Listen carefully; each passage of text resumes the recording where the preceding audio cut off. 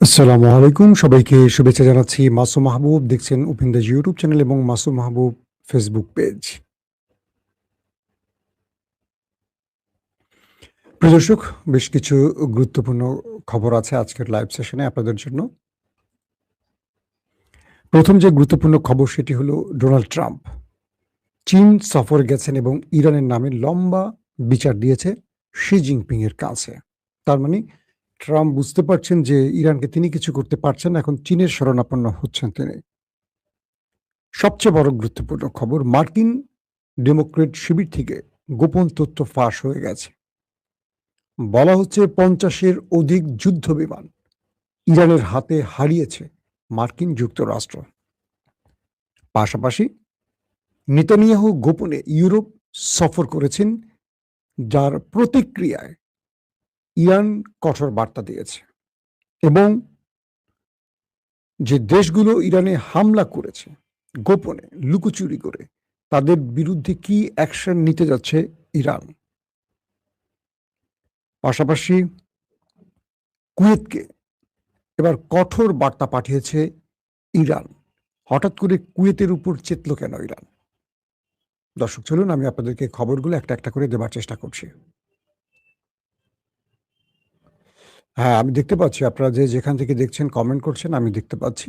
আমার দর্শকরাও হয়তো দেখতে পাচ্ছে যারা লাইভে আছেন। যে খবরটি দিয়ে শুরু করতে চাই, কুয়েত। মার্কিন যুক্তরাষ্ট্রের উপর বা মার্কিন যুক্তরাষ্ট্রের ঘাঁটির উপর যখন আমেরিকা অ্যাটাক করছিল একটার পর একটা, তখন কুয়েতের সাথে ইরানের সম্পর্ক টানাপোড়েন সৃষ্টি হয়। পরবর্তী গত দুদিন আগে ৪ জন ইরানি নাগরিককে কিস্তিতে করে, অর্থাৎ একটি বোটে করে কুয়েতের একটি নদী পার হবার সময় গ্রেফতার করে কুয়েতের রাষ্ট্রীয় বাহিনী ৪ ইরানিকে। কুয়েত সরকার বলছে এরা আইআরজিসি সদস্য, বিপ্লবী গার্ড বাহিনীর সদস্য। আজকে ইরান স্টেটমেন্ট দিয়েছে যে এরা ইরানের কোনো নিরাপত্তা বাহিনী বা সেনাবাহিনী বা আইআরজিসি সদস্য নন, তারা সিভিলিয়ান ইরানের নাগরিক। ইরান বলছে যদি আমাদের এই ৪ জনকে দ্রুত ছেড়ে দেয়া না হয়, ইরানের এই ৪ নাগরিক, কুয়েত এটার জন্য একটা কঠিন বার্তা পাবে বা কঠিন প্রতিক্রিয়া পাবে। অর্থাৎ নেক্সট কুয়েত আবার আক্রান্ত হতে যাচ্ছে ইরান দ্বারা। দুটো বিষয়, এক, যদি এরা ইরানের নাগরিক হয় তো ইরানের নাগরিক, যদি আইআরজিসি সদস্য হয় তাও ইরানের নাগরিক। আর আইআরজিসির সদস্য হওয়া মানে ইরান কুয়েতকে কঠিন প্রতিক্রিয়া দেখাবে। এই প্রতিক্রিয়া হতে পারে যেখানে আটক করা হয়েছে তার আশপাশে বড় ধরনের মিসাইল বা ড্রোন অ্যাটাক। এমনই ইঙ্গিত করছে ইরান, বলছে দ্রুত ছেড়ে দেয়া হবে, হোক। যদি ছেড়ে দেয়া না হয়, ইরান যে প্রতিক্রিয়া দেখাবে এটার জন্য কুয়েতকে প্রস্তুত থাকতে হবে।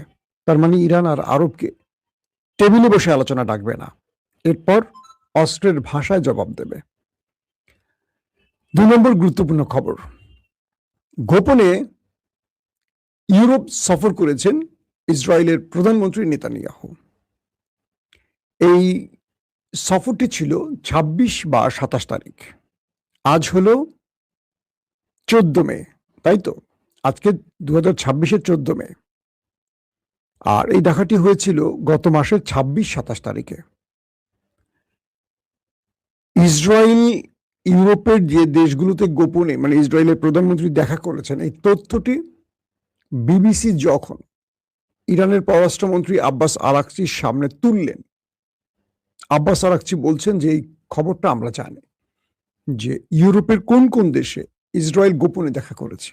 তিনি বলছেন যার বিরুদ্ধে ইন্টারন্যাশনাল ক্রাইম কোর্টে, আদালতে মামলা হয়েছে গণহত্যার জন্য, তাকে ইউরোপ কিভাবে আশ্রয় দেয় বা তার সাথে কিভাবে ইউরোপের রাষ্ট্রগুলো দেখা করে। অর্থাৎ এই যুদ্ধটা যখন চলছিল আমেরিকা, ইসরায়েল এবং ইরানের মধ্যে, তখন গোপনে নেতানিয়াহু ইউরোপ সফরে গিয়েছেন। হতে পারে যে সময়টা তাকে আমরা গুম শুনেছি, মরে গেছে, এরকম অনেক কিছু হতে পারে। ইরান বলছে যেসব দেশ ইসরায়েলকে সমর্থন দেবে বা তাদের সাথে গোপনে সম্পর্ক রাখবে বা প্রকাশ্যে সম্পর্ক রাখবে, তাদের ব্যাপারে আমাদের প্রতিক্রিয়া খুব কঠিন। অর্থাৎ আমরা ধরে নেব সেই সব দেশ ইরানি জাতির সাথে বিশ্বাসঘাতকতা করছে, প্রতারণা করছে। যে আজিম বা যে সম্মানিত ইরানি জাতির সাথে ইউরোপের যে দেশগুলো বেইমানি করবে, প্রতারণা করবে, ইসরায়েলকে সমর্থন করে, আমরা হরমুজ প্রণালীতে তাদেরকে সেই শিক্ষাটা দিতে চাই। অর্থাৎ ইউরোপকে এবার একদম সর্বোচ্চ লেভেলে সতর্ক করছে ইরান। তবে ইউরোপ বলছে যে না, আমাদের সাথে এমন কোনো দেখা হয়নি। একটা বিষয় বুঝতে পারছেন আপনারা, যে ইসরায়েলকে ইউরোপ পেলে পুষে বড় করছে, সেই ইউরোপ ইরানের ভয়ে এখন ইসরায়েলের প্রধানমন্ত্রী নেতানিয়াহুর সাথে সাক্ষাৎ করে সেটা প্রকাশ করতে পারছে না। ভয় মানে ইরানকে তারা কি পরিমাণ ভয় পাচ্ছে, যাদের উপরে বসে আছে মার্কিন যুক্তরাষ্ট্রের মতো একটি পরাশক্তি, তারপরও ইরানকে ভয় পাচ্ছে। কারণ ইরান আমেরিকাকে যে ধলাইটা দিয়েছে, তারপরে ইউরোপের কাঁপানি ছুটে গেছে। ইরান যখন বলছে যে যারা নেতানিয়াহুর সাথে দেখা করেছেন বা নেতানিয়াহুর সাথে দেখা শুধু করছেন না, তার সাথে গোপনে যোগাযোগ রাখছেন, সেই সব ইউরোপীয় রাষ্ট্রকে আমরা শিক্ষা দেব, আমরা হরমুজে তাদের জন্য ওয়েট করছি। ইউরোপের সেই দেশগুলো বলছে যে না, আমরা নেতানিয়াহুকে কোনো প্রকার আশ্রয় দেয়নি, প্রশ্রয় দেয়নি, কিংবা তার সাথে তারা আমাদের দেশগুলো বা নেতানিয়াহু আমাদের দেশে ভিজিট করতে পারেনি বা করতে দেওয়া হয়নি। তার মানে এটিকে তারা গোপন করছে ইরানের ভয়। ইরান এমন এক ভয় তৈরি করেছে পশ্চিমা দুনিয়ায় আমেরিকাকে ধোলাই দিয়ে। পাশাপাশি ইউরোপের অনেক দেশ, তারা যে তেলের স্টোরেজ গুলো আছে, বিশাল বিশাল তেলের স্টোরেজ আছে না, প্রতিটা দেশই থাকে, এই তেলের স্টোরেজের আশেপাশে বিশাল বিশাল করে নেট, জালের মতো লোহার জাল তৈরি করে ঢেকে দিয়েছে তেলের কূপগুলোকে। তেলের কূপ তো নয়, তেলের স্টোরেজ গুলোকে। কত দূরে ইউরোপ ইরান থেকে, সেই ইউরোপ তারা তাদের তেলের স্টোরেজ গুলো লোহা দিয়ে, লোহার পাত দিয়ে, লোহার ঝাঁকনি দিয়ে, লোহার নেট দিয়ে ঢেকে দিচ্ছে, যাতে ইরানের ড্রোন এসে এখানে হিট করে আগুন ধরিয়ে দিতে না পারে। কারণ সৌদি আরব, আরব আমিরাত সহ আরো অনেক দেশ গোপনে ইরানে মার্কিন এবং ইসরায়েলের সাথে সম্পৃক্ত হয়েছিল, যারা ইরানের মধ্যে হামলা করেছে গোপনে, প্রকাশ্যে না। ইতিমধ্যে আরব আমিরাতের নাম, সৌদি আরবের নাম চলে এসছে।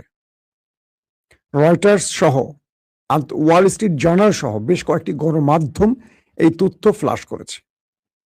তবে বলা হচ্ছে যে সৌদি আরব এই কাজটি করার পর ইরানের সাথে তাদের টেবিল টক হয়েছে, আলোচনা হয়েছে, এবং সৌদি আরব বলছে যে আমরা এই কাজ আর কখনো করবো না, আমাদেরকে ক্ষমা করো, অ্যাটলিস্ট আমাদেরকে আর মেরো না। এরপর ইরান সৌদি আরবে হামলা কমিয়ে দিয়েছে, কিন্তু আরব আমিরাত কন্টিনিউ ইরানের সাথে বিশ্বাসঘাতকতা করে আসছে। এবং ইরান এখন পর্যন্ত আরব আমিরাত কি টার্গেট করছে, বলা হচ্ছে সৌদি আরব এই ভুলটির প্রায়শ্চিত্ত হিসেবে যুদ্ধবিরতির পর আমেরিকা গত কদিন আগে আরেকটি মিস অ্যাডভেঞ্চারের চেষ্টা করেছিল, অর্থাৎ আবারও ইরানে হামলার পরিকল্পনা করে প্রস্তুতি নিচ্ছিল, কিন্তু সৌদি আরব আমেরিকাকে আর অ্যাটাক করতে দেয়নি, তার ঘাঁটি, তার আকাশ, তার স্থল কিচ্ছু ব্যবহার করতে দেয়নি, যেই কারণে আমেরিকা শেষ পর্যন্ত ইরানে আক্রমণ করতে পারেনি। তার মানে ইরানের সাথে পেছন থেকে যে ভুলটি সৌদি আরব করেছে সেটি আবার শুধরে নিয়েছে আমেরিকাকে যুদ্ধে বাধা দিয়ে। কিন্তু আরব আমিরাত কন্টিনিউ এখন পর্যন্ত ইসরায়েলের সাথে মিশে ইরানকে ধ্বংস করার সর্বোচ্চ পরিকল্পনা করছে, এটা ইরান বলছে, গণমাধ্যমগুলো বলছে। তো ইরান বলছে যেসব দেশ গোপনে ছুরি মেরেছে তাদেরকে আমরা চিনি, আমাদের নেক্সট টার্গেট তারা। সেটা বলেনি কারা কারা, বলছে যারা পেছন থেকে ছুরি মেরেছে আমরা প্রত্যেককে চিনি, এবং নেক্সট টার্গেট তারা। এখন তারাই হয়তো বা তাদের তেল স্টোরেজ গুলোকে নেট দিয়ে ঢেকে দিচ্ছে, যে কখন ইরান আবার হিট করে বসে। কারণ ইউরোপ বুঝতে পারছে যুদ্ধটা চলবে, যুদ্ধটা থেমে যাবে না। ডোনাল্ড ট্রাম্প আক্রমণ করুক আর ইরান করুক, এই যুদ্ধটা আবার ছড়াবে, কারণ ইরান হরমুজ প্রণালী ছাড়বেন না। আসেন তারপরের গুরুত্বপূর্ণ খবর, ডোনাল্ড ট্রাম্প অনেকগুলো বিচার নিয়ে গেলেন শি জিনপিং এর কাছে, চীনের রাষ্ট্রপ্রধানের কাছে, বললেন কোনোভাবেই ইরানকে তিনি হরমুজ প্রণালীতে টোল নিতে দেবেন না। ইরান তার দাবিগুলো এর আগেই আব্বাস আরাকচির মাধ্যমে চীনকে জানিয়ে এসছে। এখন চীন তো আসলে প্রকৃত বন্ধু না শত্রু, সেটার চেয়ে বড় জিনিস, চীন হলো বিজনেসম্যান, বাণিজ্য করে। চীন আপনাকে ততক্ষণ হেল্প করবে যতক্ষণ আপনাকে প্রয়োজন আছে। হ্যাঁ, চীন জানে যে ইরানের এই উত্থানে, আমেরিকার এই পতন চীনের জন্য সবচেয়ে বেশি লাভ, রাশিয়ার জন্য সবচেয়ে বেশি লাভ, ইরানের যতটুকু লাভ তার চেয়ে বেশি দুটো দেশের লাভ।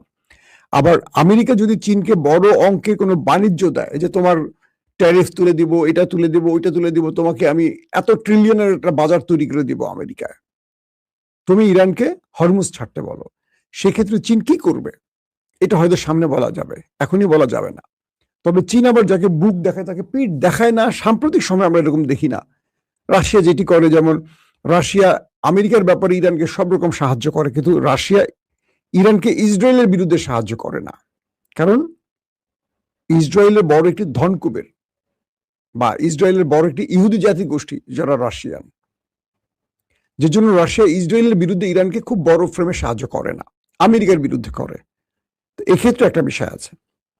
আরেকটা বিষয় হলো যে ট্রাম্প চীনের কাছে টোটাল বিষয়গুলো তুলে ধরছেন। চীন এখন ইরানকে কতটুকু করতে বলবে। এক, চীন ইরান আদৌ কি চীনের সব কথা রাখবে কিনা, রাখার পজিশনে ইরান আছে কিনা, যে আমেরিকাকে তোয়াক্কা করে না, সে তো চীনকে তোয়াক্কা করবে না। চীনের সম্পর্কে একটি তথ্য দিয়ে, চীন রাশিয়া ইরানের উপর নির্ভর করে যুদ্ধে নামেনি। মনে রাখবেন, আমরা অনেক সময় অনেককে দেখি বলতে চীন রাশিয়া এটা করে দিয়েছে, ওটা করে দিয়েছে। হ্যাঁ, এই যুদ্ধে তারা সাহায্য করছে, তাদের স্বার্থে করছে। চীন এবং রাশিয়া ইরানকে যতটুকু সাহায্য করছে তাদের স্বার্থে করছে, স্বার্থ ছাড়া করছে না। কেউ স্বার্থ ছাড়া যুদ্ধে জড়ায় না, সাহায্য করেও না। কিন্তু চীন আমেরিকার প্রস্তাবে কতটুকু খুশি হবে, কতটুকু ইরানকে বলবে, এটা হয়তো আমরা 2-1 দিনের মধ্যে জানবো। 2 দিনের সফর তো শেষ পর্যন্ত হরমুজ ইস্যুতে এখন পর্যন্ত, যেমন গতকালকে চীনের 10টি জাহাজ ইরান মানে কি বলবো হরমুজ ত্যাগ করতে পেরেছে, আমেরিকা কিচ্ছু করতে পারেনি। পাকিস্তানের জাহাজ হরমুজ ত্যাগ করতে পেরেছে, কারণ আমেরিকার সাথে এই দুতিয়ালিটা, মধ্যস্থতাটা পাকিস্তান করছে। তো এইভাবে কৌশলে খেলাগুলো খেলছে এখন চীন এবং পাকিস্তান, পাশাপাশি ইরানও। তো ইরানের 80% তেল এক চীন নিয়ে থাকে, চীনের বাজার খোলা রাখলে তো চীনের ইরানে কোনো সমস্যা নেই। তো এখন ট্রাম্প কি চাইছে, চীন ইরানকে কতটুকু বাধ্য করবে, সেটা হয়তো আমরা আগামী 1-2 দিনের মধ্যে বুঝতে পারবো, একটা ব্যাপার। পাশাপাশি চীন যদি আমেরিকাকে ম্যানেজ করে যুদ্ধটাকে স্থায়ীভাবে বন্ধ করতে পারে, সেক্ষেত্রে আমেরিকাকে ইরানকে কি কি ছাড় দিবে ডোনাল্ড ট্রাম্প, সেই বিষয়গুলো এই আলোচনায় উঠছে। পাশাপাশি অর্থনীতি, বাণিজ্য এগুলো থাকবে, এগুলো আমাদের মূল বিষয় না। অনেকে মনে করেন যে চীন ইরানকে চাপ দিবে না। ইরান কারো চাপ নেয়ার দেশ না, এটা মনে রাখবেন।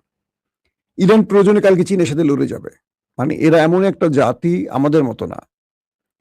এরা কে বড় কে ছোট সেটা দেখেন, এরা এদের নিজের স্বার্থকে চিন্তা করে লড়াইটা করে। আমেরিকার সাথে আমেরিকা দেখেন এই যুদ্ধটা বন্ধ কি না কি করতেছে, এর দ্বারা যাচ্ছে, ওর দ্বারা যাচ্ছে, চীনের কাছে যাচ্ছে, রাশিয়ার ফোন দিচ্ছে, পুতিনের ফোন দিচ্ছে, তুরস্কের ফোন দিচ্ছে, পাকিস্তানে বলছে, ইরান বলছে যে না, তুমি আমাকে মেরেছো, আমার এত লোক মারা গেছে, আমার সুপ্রিম লিডার মারা গেছে, আমার এত সম্পদ ধ্বংস হয়েছে, বিনিময়ে আমাকে এই জিনিস দিতে হবে এখন, কারণ তুমি ক্ষতি করছো, ক্ষতি পোষাতে হবে। ইরানের বর্তমান রাষ্ট্র বা মুস্তফা খামেনি বা আইআরজিসি, তারা আমেরিকাকে কোনোভাবে আর ছাড় দিতে রাজি না। আসেন সবচেয়ে গুরুত্বপূর্ণ যে খবরটি দিতে চাই এখন, আপনারা যেটার জন্য বসে আছেন। মার্কিন যুক্তরাষ্ট্রের বর্তমান সরকার হলো রিপাবলিকান, তার বিপরীতে ডেমোক্রেটের পক্ষ থেকে আজকে বলা হয়েছে যে ইরান আমেরিকা যুদ্ধে মার্কিন যুক্তরাষ্ট্র এ পর্যন্ত 39টি যুদ্ধ বিমান হারিয়েছে। তারা এ পর্যন্ত 39টি যুদ্ধ বিমান হারিয়েছে, যেগুলো পুরোপুরি ধ্বংস করে ফেলেছে ইরান। 39টি, এখন পর্যন্ত আমেরিকা স্বীকার করেনি একটিও। তার মানে একটিও স্বীকার করেনি, বলছে কিছু কিছু আমাদের ক্ষতিগ্রস্ত হয়েছে, জরুরি অবতরণ করেছে, কিন্তু ধ্বংসের কথা বলেনি। 39টি বিমান ধ্বংসের অর্থ কি বলেন? এই 39টি বিমানে কতজন পাইলট মার্কিন সেনা ছিল হিসেব করেন। ডেমোক্রেটরা বলছে আরো 10টি ড্যামেজ করে দিয়েছে, যেগুলো বিশাল অঙ্কের ব্যয়ের মাধ্যমে মেরামত করতে হবে। তাহলে হলো কটি? 39 থেকে 49টি। 50-এর হিসাব পেয়েছেন? বলা হচ্ছে মার্কিন যুক্তরাষ্ট্রের রণতরীতে ইরান যে অ্যাটাক করেছে এবং আগুন ধরে গেছে, যেটি পরবর্তী পালিয়ে গ্রিস চলে গেছে, সেখানে তো আগুন ধরেছে কোনো মানে পল্টনের উপরে না বা ফ্লোরের উপরে না, ওটার উপরে রণতরীর উপর তো সারি সারি সাজানো যুদ্ধ বিমান, ড্রোনগুলো, সেখানে কতগুলো ধ্বংস হয়েছে।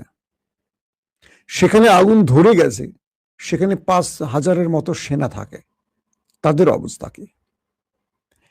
অর্থাৎ পুরো হিসেবে বোঝা যাচ্ছে 60-70-এর উপরে ইরান আমেরিকান যুদ্ধ বিমান ধ্বংস করে দিয়েছে, ড্রোনের হিসাব না, শুধু যুদ্ধ বিমান। তো ডেমোক্রেটদের এই বক্তব্যের পর বোঝা গেছে বা জানা গেছে যে ইরান আমেরিকার উপর যে ধোলাই চালিয়েছে, মোটামুটি শক্ত জবাব দিয়েছে। এবং ইরান যে প্রতিদিন দাবি করতো 150, 200, 250, 300 মার্কিন সেনাকে ওপারে পাঠিয়েছে, তার তথ্যগুলো এখন আসতে শুরু করেছে। আমেরিকা 13 জন না 16 জন যে বলছে, আর সংখ্যা বাড়েনি।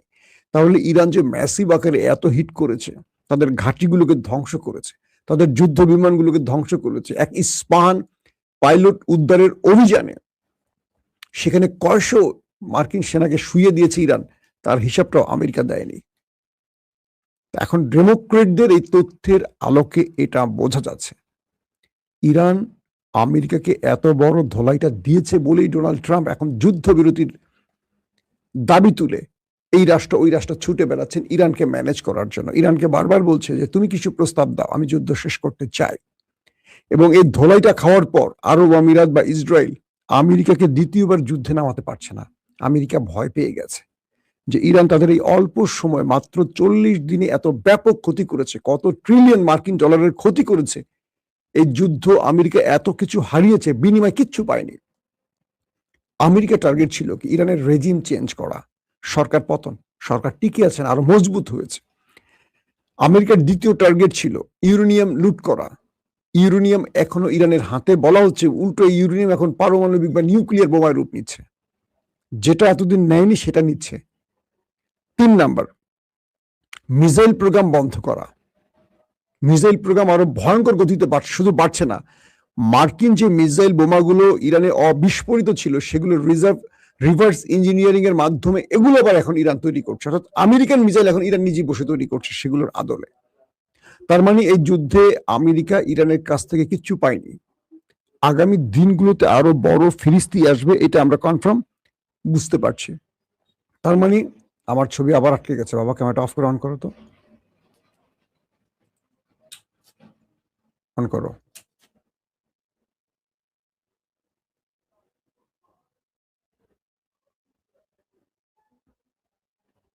অফ করছিলা, আবার অফ করো, একটু রাখো, আবার অন।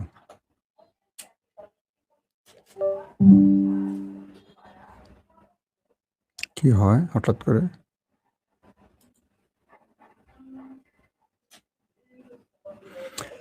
দর্শক, হঠাৎ করে ক্যামেরা কোনো একটা প্রবলেম হচ্ছিল। তো এই পরিস্থিতিতে ইরান যেই ধোলাইটা চালালো ওদের উপর, এবং ডেমোক্রেটরা যে সংখ্যাটা বলল, এতে করে অনুমান করেন এতগুলো যুদ্ধ বিমানে কতগুলো পাইলট, কতগুলো সেনা ছিল, হিসেব করেন। পাশাপাশি বেজগুলোতে, গালফ কান্ট্রিতে মার্কিন বেজগুলোতে ইরান যে আক্রমণ করেছে, সেখানে কত লোক মারা যেতে পারে, সবকিছু যোগফল করলে বুঝবেন এই লড়াইতে ইরান আমেরিকার অনেক বড় ক্ষতি করেছে। আর সেই ক্ষতি পোষাতে ডোনাল্ড ট্রাম্প এখন আর যুদ্ধের সামনে এগোতে চায় না, এবং কমান্ডো নামাবে, ইউরেনিয়াম নেবে, এই যে হুমকি ধমকি দিচ্ছে, এগুলো সব ইরানকে দুর্বল করার জন্য। কিন্তু আমেরিকার এই দুর্বলতাটা ইরান বুঝে গেছে, যে কারণে ইরান আমেরিকাকে আর এক তিল পরিমাণ ছাড় দিতে প্রস্তুত নয়। কোনোভাবেই আর আমেরিকাকে ইরান ছাড় দেবে না, সেটা কোনো রাশিয়া বা চীন বললেও ছাড়বে না। ইরান তার কাজটি এবার করতে চায়, যেটি গত 40 বছর ধরে ইরান প্রস্তুতি নিয়েছিল আমেরিকার বিরুদ্ধে, সেটি এবার বাস্তবায়ন করতে চায়। কারণ বিজয়ের পথে আছে ইরান। আল্লাহ হাফিজ।